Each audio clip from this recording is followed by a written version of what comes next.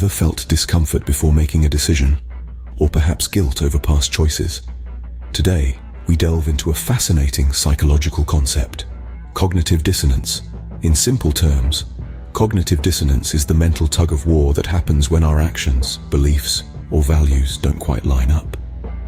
It's that uneasy feeling you get when you're torn between two equally appealing job offers, or when you feel guilty for not living up to your own standards. This conflict creates a state of tension that we naturally want to resolve, usually by changing our beliefs or actions, or by justifying our choices.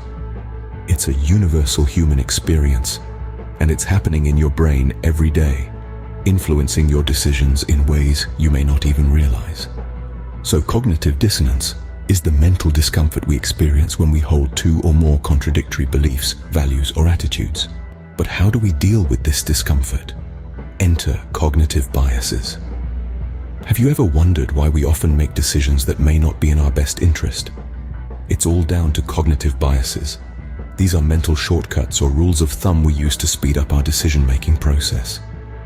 They help us navigate the complex world around us, but they can also lead to errors in judgment. Let's delve deeper. Imagine you're in a room full of strangers and you quickly form an impression about each person. That's your cognitive bias at work, simplifying a complex task. It's like your brain's own little cheat sheet, helping you make snap decisions without having to process every single bit of information. Now, there are numerous cognitive biases, but let's take a look at one of the most common ones: confirmation bias. This is where we favor information that confirms our existing beliefs or biases. Suppose you believe that all cats are aloof. You're more likely to notice instances of cats being distant and ignore times when they're affectionate. This confirmation bias reinforces your belief and makes it harder to change your mind, even when faced with contrary evidence. Another example is the halo effect. It's when we assume that because someone is good at one thing, they must be good at other things too. For instance, if someone is physically attractive, we might automatically assume they're also kind, intelligent, and successful, even though there's no logical connection between these traits. Cognitive biases, however, are not all bad. They help us make quick decisions when we're under pressure or when there's too much information to process. They help us make sense of the world and navigate through life. The problem arises when these biases lead us to make poor decisions or prevent us from seeing things as they truly are.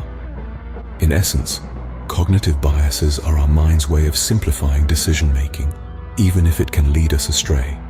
They shape our perceptions, our decisions, and ultimately, our lives.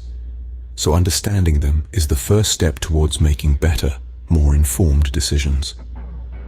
Cognitive biases, then, are our mind's way of simplifying decision-making, even if it can lead us astray.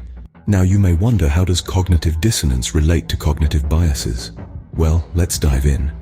Cognitive dissonance, as we know, involves a certain level of discomfort or unease that arises from holding two or more conflicting beliefs, values, or attitudes.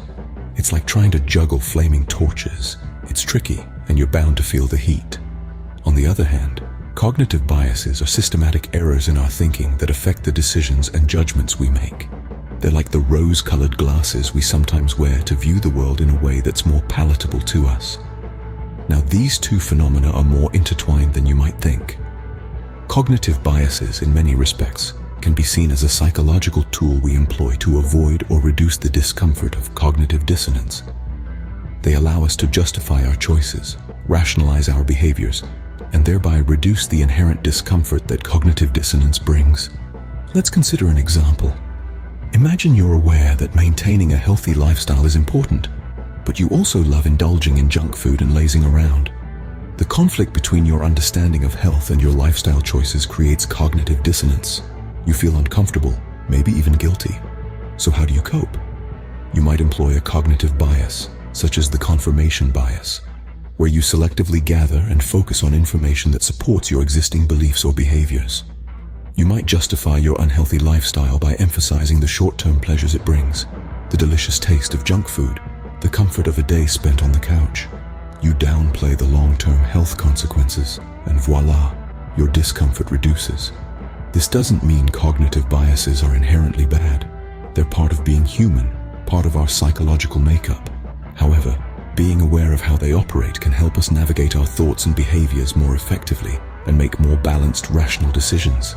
In essence, our biases often serve as a coping mechanism to deal with the unease caused by cognitive dissonance. So, what are some signs that you're experiencing cognitive dissonance? Well, one of the primary indications of cognitive dissonance is a sense of discomfort before making a decision. This discomfort arises from the conflict between your beliefs and the decision you're about to make.